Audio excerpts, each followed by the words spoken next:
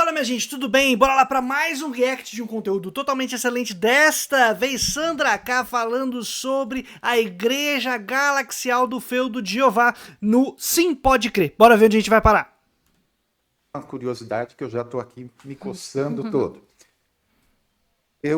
A gente sempre ouviu essa história, o caixa é centralizado e a arrecadação me parece que é um dos principais termômetros do desempenho pastoral. Total. É Total. o único, né? Eu estou aqui sendo bem, assim, é um dos... Não, A não ser que você tenha alguns, assim, quem indica uns privilégios, né? Entendi. De ser parente de alguém, de algum bispo mais assim, que... Agora a gente tem que considerar algumas coisas. Isso não é só parâmetro na Igreja Galaxial do Feudo de Jeová. Outras instituições utilizam mecanismos semelhantes, né? De você ter esse lance do caixa ser definidor para a ascensão de um pastor ou outro, de uma liderança ou outra, ou mesmo de privilégio de uma comunidade. Quando não é o caixa, isso que a Sandra está comentando é algo muito importante. É o laço de consanguinidade. E isso afeta todas as instituições religiosas desse país, evangélicas. Todas. Porque o lance de você ser um pastor que prepara ou que tem na família os filhos e tal, que admiram o pai, e um acaba criando no outro uma dinâmica de imitação, de aprendizado e tal, como todas as outras profissões. Isso é muito importante. Então pode ver, o filho de um médico cria, em geral, tem uma tendência de criar certa afinidade, de carinho pelo trabalho do pai, e vai tentar reproduzir isso, e vai manter esse mesmo espaço. De um advogado, de um professor, de uma professora, não que seja sempre, não é que vai ser necessariamente advogado, necessariamente imitar a profissão do pai, da mãe e tal, mas você cria uma relação de afetividade, de carinho e de imitação, porque a gente aprende por imitação e vai crescendo e se desenvolvendo imitando uns aos outros, e dentro do núcleo familiar ainda mais. Se a profissão paterna, materna tem a ver com pastor, pastora e tudo mais, isso também cria essa dinâmica. E querendo ou não, você vai tendo certas facilidades para participar desses ambientes, está sempre na igreja, está sempre ali ligado ao pessoal que toma as decisões, tem carinho, tem proximidade e tal, e eu falo por experiência própria, eu sou filho de pastor, neto de pastor e tudo mais. E fui, de certa maneira, preparado para também seguir um certo tipo de vida ministerial, com suas contradições e tudo mais que aconteceu na minha trajetória, com suas particularidades, mas isso é algo perceptível e notável. Então, se você tem certa proximidade à liderança, seja por família ou vai criando aquela amizade interessada, você vai também ganhar espaços de privilégio. E aí, a métrica que funciona para uns não vai funcionar para outros. E isso não precisa ser só financeiro, tá? Isso pode ser em outros âmbitos também. E te dê um favorecimento, porque a gente sabe de um que está aí na liderança que ele nunca cresceu em igreja nenhuma, mas ele está lá. Então, Fatores sanguíneos ou... são importantes, Exatamente. Né? Então, com certeza. É um salário fixo e um variável em cima da arrecadação da igreja? Não. Bom, pelo menos na minha época, o salário, o apartamento ou a casa, ter o carro ou não, tudo depende do quanto dava da oferta. Principalmente quando é campanhas maiores, como a campanha de Israel. O nome da campanha já é um pouco preocupante, né? Porque já mostra esse vínculo imaginário e simbólico de um Estado, de um povo que propriamente faz parte da tradição semita, o povo, né? O povo de Israel e tal, e toda a construção mítica que a gente tem em torno disso. Só que quando você utiliza hoje nos termos, vai vinculado ao Estado de Israel e muitas vezes aparece até a bandeirinha. E aí você vai, não só teoricamente, porque a teoria é, entre aspas, o que menos importa, senão na prática, no cotidiano, na atividade dos fiéis, você vai vinculando uma ação de bênção, de religiosidade, de espiritualidade de um Estado com a tua prática ali do fim de semana com Deus, com aquilo que você vivencia misticamente, né, espiritualmente e tal. Então, já temos aí umas coisas interessantes e problemáticas pra gente avaliar a partir do que a gente tá vivendo hoje. Sim. Caramba! E assim, eu tenho como falar, porque a minha história tá ali, ela não se apaga, né? Então, muita gente me conhece e sempre pela pessoa que eu sou, eu sempre tive confiança, né? De cuidar da oferta, de receber a oferta de todos na regional, de contar a oferta, de até fazer depósito, então de prestar conta, porque é muito organizado. E ter essa relação de confiança fez com que também, a gente vai segurar Portugal, o porquê que em Portugal eu tive assim um cargo maior lá, né? Então, cabe dizer assim, que a gente sabe e tem informações na época de que alguns pastores ou bispos se apropriavam de uma parte do dinheiro da igreja sem contabilizar, né? Então, vamos lá. Você tem uma burocracia, uma estrutura administrativa, financeira super bem montada, rígida, bem organizada, como ela comentou. E é uma burocracia tão organizada que você é capaz de planejar uma expansão para além do seu próprio território. E a gente está falando então que a Sandra Carneva assumiu sua posição religiosa em Portugal, em outro país, e aí o Brasil, enquanto um país periférico do ponto de vista do mercado mundial, apesar de ter uma grande economia, que exporta religião. Exporta religião. Isso é uma maluquice, né, minha gente? E coloca essas estruturas em outros estados, em outros países, que dentro de uma grande dinâmica de burocracia enviam suas arrecadações também para cá e tem sua participação aí a certa mobilidade financeira internacional que faz uma rede muito poderosa, né? O que mostra como é difícil você trabalhar com esses termos e com o que está acontecendo e mesmo fazer certos embates diretos contra determinadas instituições. De todo jeito, apesar de toda essa estrutura, há uma apropriação indébita, né, do cara confundir o caixa da comunidade, o caixa da instituição, com o caixa de casa. E claro que isso tem a ver com a posição que se ocupa dentro de uma comunidade religiosa. E eu falo por ver, vivenciar, experienciar, ouvir e tudo mais dentro das minhas vivências, de saber que existe a mesma coisa em outras instituições. Especialmente porque dentro da igreja brasileira, de como a gente organiza as igrejas brasileiras, os estatutos são muito maleáveis, pouco verificáveis, né, ou a membresia pouco discute ou verifica esses estatutos, especialmente no âmbito das igrejas pentecostais ou que vieram de igrejas pentecostais. Porque mantém a estrutura episcopal, né? Tem um grande líder, que aí monta uma hierarquia em torno dele, e esse líder é meio que o dono do CNPJ, do processo todo, ocupa um cargo de presidência e tudo mais, e articula, então, toda a demais liderança em torno de sua posição de poder, de execução de poder, de centralidade, e a partir daí pode sim, tem certa liberdade ou facilidade em misturar os âmbitos financeiros, políticos, religiosos, de casa, doméstico, com a instituição, com o CNPJ e quem fiscaliza. Como organiza? Como estão os estatutos dessas igrejas? São cumpridos? Como são cumpridos? Onde tem transparência? Então, fica mais fácil. Quer dizer, se dentro de uma burocracia tão estruturada e tão grande como é da Igreja Galaxial do Feudo de Jeová, imagina a gente pensar em igrejinhas. Ou igrejas de porte médio, igrejas de classe média, que tem sua arrecadação, mas ninguém está ali participando efetivamente e tal. Mantém a estrutura episcopal, mantém a estrutura de pouca transparência, muita pessoalidade. Você vê que é complexo esse negócio.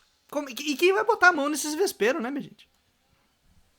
E uma coisa que é assim, nunca, nem eu e nenhum, na época meu marido, pastor, nunca a gente se apropriou de qualquer coisa, né? Então, aí você vai construindo essa relação de confiança para eles te passarem informações e responsabilidades, principalmente relacionado com a oferta da igreja. Tinha metas, né, para cada igreja, meta de arrecadação ou faixa de arrecadação, alguma Assim, coisa. Aproveitando aqui, realmente siga o Sim Pode Crer, seja membro do Sim Pode Crer se você puder, esteja junto com a galera lá e no nosso canalzinho aqui também. Somos de camaradagem, seguimos aí com o Will e Pava sempre abrindo portas e possibilidades e a gente dando essa força aí, sigam lá o Sim Pode Crer. sempre a meta é aquela do mês anterior, né? Como aquelas pessoas que trabalham em vendas, né? Se você vendeu tanto. É esse sistema perverso que é. Se você vendeu X, no outro mês você tem que dar mais. Sim, e se não for contabilização de dinheiro, como já aconteceu muitas vezes, é contabilização de membro. A membresia tem que continuar crescendo.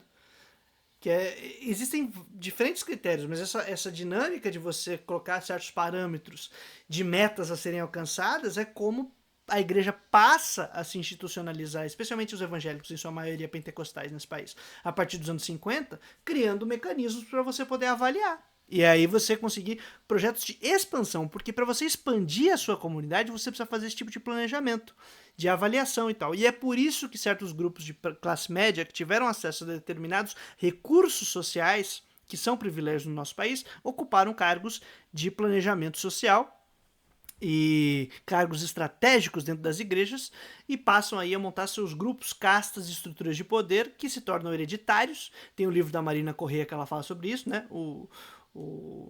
As dinastias das Assembleias de Deus, as dinastias pentecostais, que é isso. Você tem o pai que chega na segunda geração de pentecostais, começa a planejar a instituição, vê o futuro, cria ali... Vê o futuro não como vidência, pelo amor de Deus, vê o futuro desse sentido de planejamento, de, vamos expandir, vamos visualizar, o que a gente vai fazer? Aplica recursos, aplica estratégias, cria metas, cria planos. A galera vai seguindo essa dinâmica. E aí, monta uma estrutura que se torna até um bem de herança para filho, ou para genro, ou para filha, ou para nora, para alguém de lá sanguíneo que vai dar sequência ao seu trabalho, ao trabalho do pai, da mãe, do avô, da avó, do genro, do sogro, sei lá. Vai criando esse processo, mantém essa dinastia, e aí é um bem. É um bem que vai dizer, mas não é nosso, mas é da família. Então, mantém essa estrutura. E aí a gente está vendo que não é só uma questão da galaxial. É um problema estrutural a partir da galera que vai desenvolvendo isso. E aí a classe média, que seria uma nova classe média dos anos 50, na segunda, terceira geração de pastores, pastoras, lideranças que vão aparecendo nesse processo, já é uma classe média mais assentada, com uma estabilidade bastante grande e que mantém então agora um cargo posicionado para que os ganhos e os privilégios e as posições da família se mantenham. Independente se deu campanha ou não. A não ser o termômetro da campanha de Israel, que ela sempre é o top, né? É o top. E quando os pastores não alcançam esses alvos? Como que é só pessoal? Ele vira alvo. Então, quando o pastor ele coloca no feudo, cortem as... Não, peraí. Um alvo aqui e os bispos vão lá. Eles já sabem quando tem reunião pós-campanhas, né? Tem reunião dos pastores e tal. Você viu, excluindo a questão financeira, você viu os pastores sendo, de alguma forma, alvo assim, de abuso ou de serem maltratados? Humilhados? Humilhados? Sempre. Sempre? É recorrente? É recorrente, eles sabem disso. E a gente sabe que muitos não saem de lá, apesar de todas essas violências, assédios morais. Por quê? Porque não tem profissão, não construíram uma estabilidade financeira, ele tem que dar conta da sua família, não tem onde morar. Então, se a igreja ela te dá uma moradia, muitas vezes dá um carro, depende do tamanho da sua igreja, de quanto a sua igreja dá, né? De oferta. Depende do número de membros. Então, eu sei de alguns que não saem por causa disso. Estão lá, fazendo seu trabalho. E assim, cansados. Cria uma dinâmica de abuso. É um abuso, gente. Você está refém de uma estrutura. E é engraçado, porque muitos jovens, muita gente, até alguém que não seja tão jovem, mas entra ou entrou num processo efetivamente entregue numa instituição. Você tem uma experiência mística, você tem uma trajetória religiosa, teve alguma conversão e tal, e você vai lá e chega aberto francamente para participar de uma obra, né? Participar desse trabalho, desse serviço religioso. E aí entra de peito aberto, cabeça aberta, tá tudo certo, e vamos lá e tal, e vai passando o tempo, e se descobre agora enredado, porque foi usada essa força de vontade, essa energia, essa parada meio que... certa pureza, vamos dizer assim, né, de uma experiência de conversão mística e tal, não sei o que lá, foi usada, e aí você não teve tempo de se preparar e de se cuidar, né? Não teve tempo de você se preparar profissionalmente, ter uma estrutura mínima, alguma estabilidade que seja para além da dependência da instituição religiosa. E aí eu tenho que agradecer muito, por exemplo, a senhora, minha progenitora, que me deu essa letra. Que quando eu entrei no seminário, eu estava aprendendo no seminário, ela falou para mim assim, vai fazer outra coisa. Se estude, se gradue em outra área para que você consiga se estabelecer de alguma maneira e não seja refém ou dependente de uma instituição religiosa. Porque isso dá mais liberdade para que você possa criticar, frear, sair, senão você entra nessa pilha aí, ó. Entra numa dinâmica em que você se torna refém. E aí você não consegue ter tempo para estudar, para se qualificar, para melhorar, e tá sempre a serviço e tal, não sei o que lá. E quem é o dono do espaço da igreja, que aí se torna então dono de uma certa bem, de uma propriedade, e acaba, não intencionalmente, não precisa ser de intenção, tá? Se aproveitando do esforço do trabalho voluntário ou mesmo do trabalho do esforço de algum funcionário ou de, sei lá, o que a gente pode dizer, o nome que vai ser dado para o negócio, mas se aproveita dos voluntários, da galera, de toda a organização da igreja para poder manter e reproduzir dinâmicas que fortalecem sua posição, fortalecem, enriquecem a igreja, ajudam no projeto de expansão, mas que não necessariamente dá retorno para a galera. Então, se alguém entrou nessa dinâmica e está nessa correria, acaba se tornando ou potencialmente se tornando refém. E isso é um perigo. E aí a situação é aberta para abuso, para se aproveitar e tal. E não necessariamente eu tô falando só sobre quem faz serviço religioso. Eu tô pensando também até em pessoas que seriam ali membros da comunidade. A membresia que acaba entrando em algum cargo de funcionário. Uma superexploração do trabalho, não qualificado, em troca de alguma coisa. Porque dentro do ambiente religioso, minha gente, a gente tem esse laço afetivo e a aposta de fé como um ponto de partida. Então você vai confiar em quem está do seu lado. Você confia no irmão e na irmã e você vai confiar ainda mais na autoridade religiosa. Você não vai pressupor que a autoridade religiosa está ali para puxar teu tapete. Inclusive porque ela faz parte da tua vivência. Então imagina, é muito forte isso. E lembrando, não é só no âmbito da Galaxial. Nós estamos aqui partindo disso para pensar como em outras instituições também rola esse tipo de relação. Emocionalmente, mentalmente, né? Então vão tentando manter uma aparência porque não dão conta.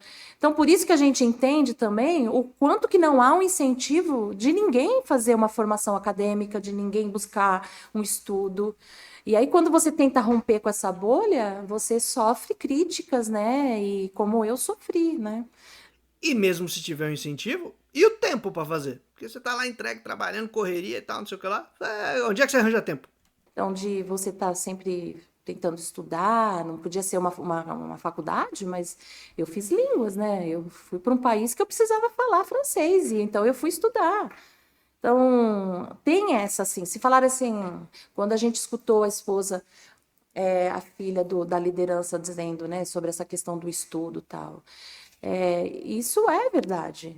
Não é um incentivo de nós estudarmos enquanto esposas de pastores. Quando você disse no início que a igreja tinha assim rompeu com usos e costumes, com algumas coisas e tal, eu me lembrei exatamente disso, né? Que os livros da filha e do genro assim parecem ter sido escritos na década de 1940, né?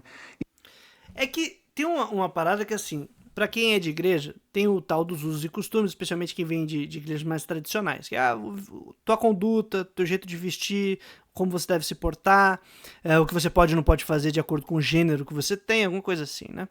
E quando a gente vivencia essas paradas, isso é muito forte, porque é um controle do corpo. Mas é muito possível que você tenha uma estrutura ou uma instituição religiosa que vá se abrindo, liberalize o âmbito de vestimenta, de aparência, de certas condutas e tal, mas que as estruturas de poder se mantêm iguais. Então, mesmo que não perceba, você tem intencionalmente um planejamento de maior liberalização, ou até... É que no caso aí é liberalização, mas poderia ser até uma marcha progressista, algo do tipo. Só que, dentro da dinâmica de estrutura de poder mantida, isso vai ser só um espaço de contradição. Porque abre uma janela de contestações, de âmbito moral, de ideias, algo do tipo, mas não toca naquilo que é o fundamental. que é a própria estrutura de produção e reprodução do poder dentro da instituição. Então, como que executa esse poder? Como que faz isso? É de se pensar, hein? E tem uma entrevista também do pai dela dizendo que a mulher não tinha que ficar estudando. Para que mulher estudar? Parece que é uma entrevista também de 1920 e é coisa de 1980, 1990. Uma coisa, tá gostando do conteúdo? Então se inscreve no canal e curta esse vídeo, assim o YouTube vai entregar para mais pessoas. Curta o vídeo do Sim Pode Crer, eu vou deixar o link na descrição e curta o meu vídeo. Além disso, se você puder dar uma força no Apoia-se, me ajuda bastante também. E se você puder dar uma força pro Sim Pode Crer, também ajuda. Então, tamo junto, minha gente. A gente fez uma parceria em que o Sim Pode Crer vai oferecer para membros algumas pequenas aulas de alguns temas. Eu pude oferecer essa aula, inclusive uma aula muito bacana, que também é uma ponte, uma indicação para o meu curso. Então você pode aí encontrando nesse encontro de universos, nesse pequeno multiverso que vai conectando fits e collabs entre grupos diferentes. E a gente se ajuda e vai se desenrolando. Eu espero que vocês tenham curtido o conteúdo. Eu vou deixar terminar a propaganda aqui porque os caras são camaradas. Mais do que isso, você pode se tornar membro do canal, ter vários benefícios, ganhar um monte de livros super... Aí, livros! Se você for no meu Apoia-se, também tem a chance de concorrer a um livro no final do ano. Mas aí tem que olhar as recompensas. O link tá aqui embaixo. Selecionados e assistir em primeira mão algumas das nossas gravações, incluindo as falhas de bônus, e não são poucas, viu? Esses nomes eu acho muito bons e é só pra quem é crente mesmo. Pedrinha Branca, referência aí apocalíptica, ou referência da salvação do teu nome que vai estar escrito uma pedrinha. Vaso ungido, o que aí eu fico preocupado se a gente vai chamar vaso ungido apenas os homens ou se a gente vai ter a vaza ungida, porque já que é pra fazer a zoeira, tamo aí.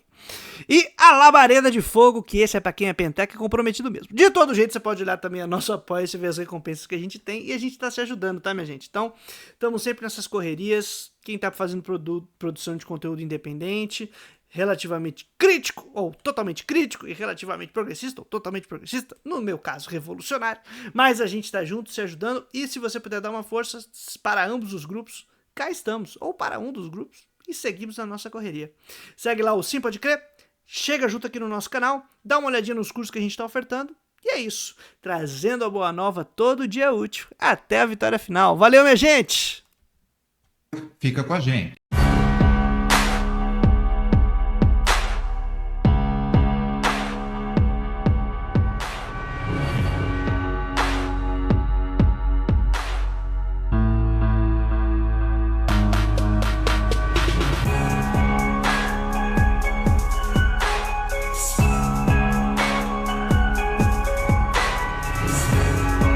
Espero que vocês curtam. Bora lá!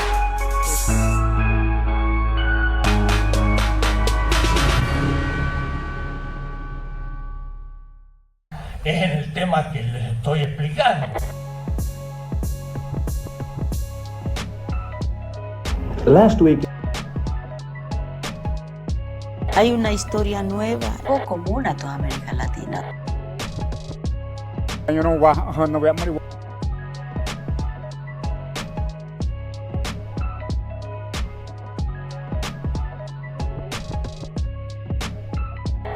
Una ética en la liberación. ¡Hasta la victoria! Final.